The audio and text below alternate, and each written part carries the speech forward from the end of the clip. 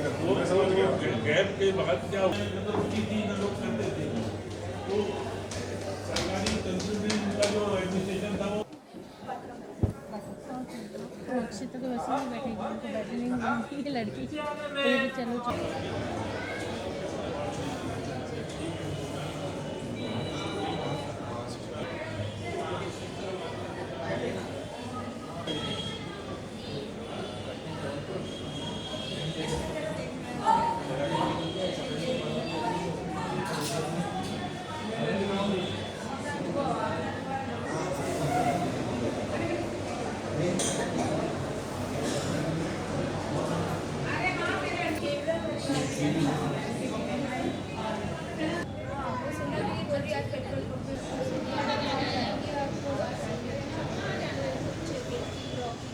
देखिए, मैं फ़िलैटलिस्ट आशीष भंडारी भोपाल से हूँ एंड फ़िलैटलिक सोसाइटी ऑफ भोपाल का फाउंडर मेंबर भी हूँ एंड इसमें प्रदर्शनी में मैंने भी भाग लिया है और मैंने अपने 5 फ्रेम का एग्ज़िबिट लगाया है आत्मनिर्भर भारत डेवलपिंग इंडिया की थीम पर।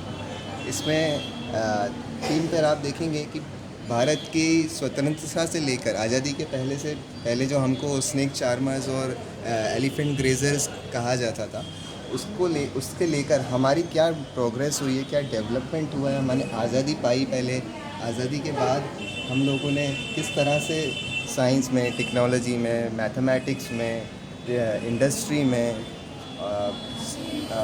एविएशन में, डिफेंस सेक्टर में, जिस तरह की हर जगह की जिस कंसोलिडेटेड जो हमने डेवलपमेंट शो की है उसको इस एग्ज़िबिट में दिखाया होगा।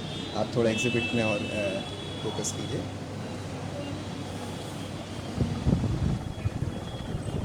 हमारा एजुकेशन सिस्टम है, हमारा रिसर्च है, हमारे फाइनेंस है, चैम्बर ऑफ कॉमर्स है, बैंकिंग है, PSUs हैं, GST रिफॉर्म्स हमने जो किए, डिजिटल इंडिया का जो हम कॉन्सेप्ट लाए,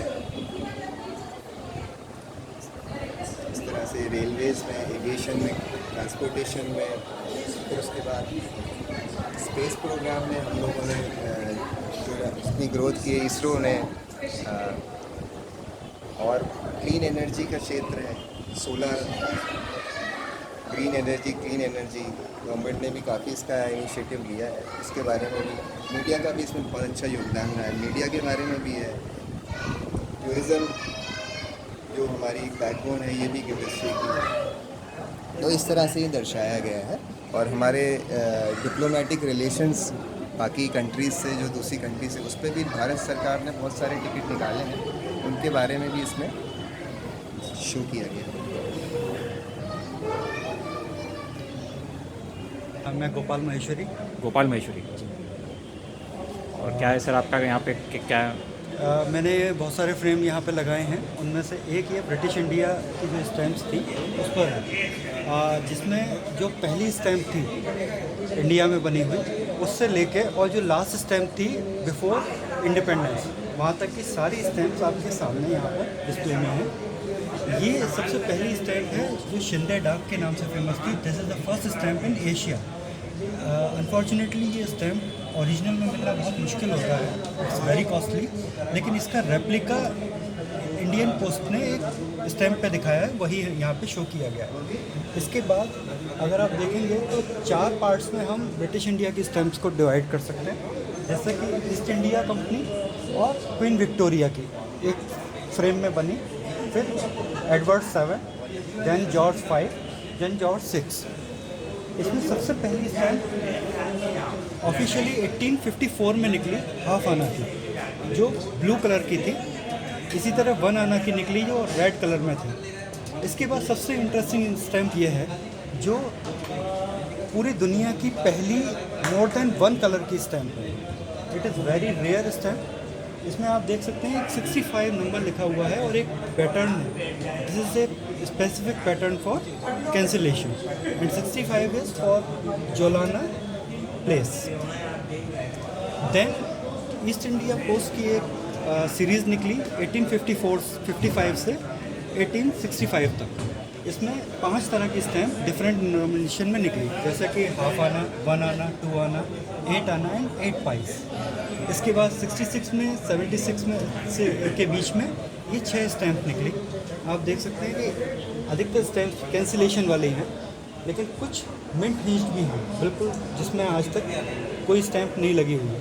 एक्चुअली जो रेयर स्टैम्प होती हैं उसमें दोनों की बहुत वैल्यूएशन होती है। उसके बाद ये ईस्ट इंडिया के नाम से जो स्टैम्प थी वो बंद हो गई। देन क्वीन विक्टोरिया के नाम से स्टैम्प आई, जिस पे इंडिया पोस्टेज लिखा हुआ था। और ये हाफ आना से लेकर 1 रुपये तक आप स्टैम्प देख सकते हैं। 82 से 90 तक ये स्टैम्प निकली। इसके बाद आप देखेंगे हाफ आना 1/4 आना से लेकर 2 आना तक की स्टैम्प 98 से 1900 तक। इसके बाद 91 से 95 के बीच में अगेन थोड़ा डिज़ाइन चेंज हुआ और ये स्टैम्प निकली। इसमें इस स्टैम्प को आप देखिए ध्यान से, तो ये 5 रुपये की स्टैम्प है। This is the highest value stamp in last millennium. इसका आप देखिए तो बहुत प्यारा इसका कैंसिलेशन भी है, जो स्पेसिफिक आपको बता रहा है कि 1 जून 1909 को इसकी कैंसिलेशन होगा। इसके बाद क्वीन विक्टोरिया के बाद एडवर्ड 7 आ गए, तो जितनी भी स्टैम्प थी उस पर क्वीन की पिक्चर की बजाय एडवर्ड की पिक्चर आनी शुरू हो गई। और ये सारी स्टैम्प आप देख सकते हैं, ये एडवर्ड 7 की स्टैम्प। देन जॉर्ज 5 की स्टैम्प्स हैं ये। इसमें भी जॉर्ज 5 के पोर्ट्रेट आया हुआ है। ये भी देख सकते हैं कि ये जॉर्ज 5 की पोर्ट्रेट वाली स्टैम्प्स हैं। ये हाई डिनोमिनेशन की स्टैम्प है, 10 रुपये की। 10 रुपये बहुत बड़ी अमाउंट होती थी उस ज़माने में। सो ये काफ़ी अच्छी स्टैम्प्स में है। उसके बाद अब तक आपने देखा कि पोर्ट्रेट थे। पोर्ट्रेट के बाद पहली बार ये एरोप्लेन स्टैम्प पे आया, जो एयर मेल के लिए स्पेसिफिक स्टैम्प्स निकाले हैं। इसमें भी आप देखिए बहुत प्यारा कैंसिलेशन आपको दिखेगा, जो 18 सितंबर 1933 6:15 PM तक। इसके बाद इंडिया में जो कैपिटल थी वो न्यू दिल्ली में शिफ्ट की गई 1931 में, और उस ओकेशन पर ये 6 स्टैम्प्स निकाली गई। ये 6 स्टैम्प्स में आप देखिए कि हाफ आना की स्टैम्प है, इसमें पुराना किला दिखाया गया है, पे पुराना किला है, इंडिया गेट भी दिखाया हुआ है, नॉर्थ ब्लॉक जो आज का फेमस है, संसद भवन, ये राष्ट्रपति भवन और सेक्रेटरी। ये पहली इंडिया की पहली कॉमेमोरेटिव स्टैम्प भी है। इससे पहली सब डेफिनेटिव स्टैम्प थी, ये पहली कॉमेमोरेटिव स्टैम्प भी है।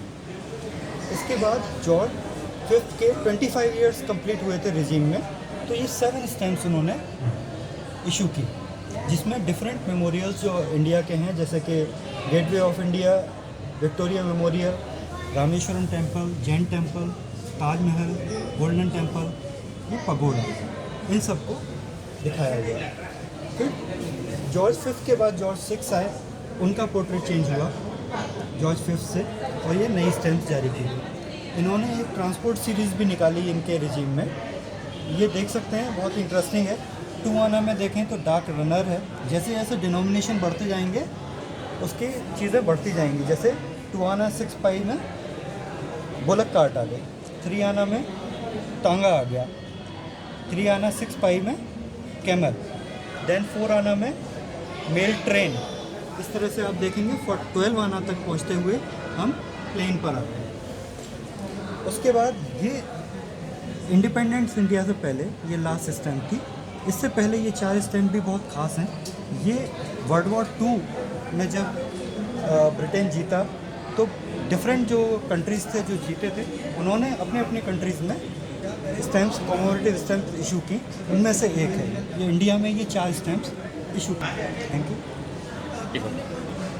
यही है हमारी स्टैम्प की कहानी जो इंडिपेंडेंस से पहले की थी। Thank you.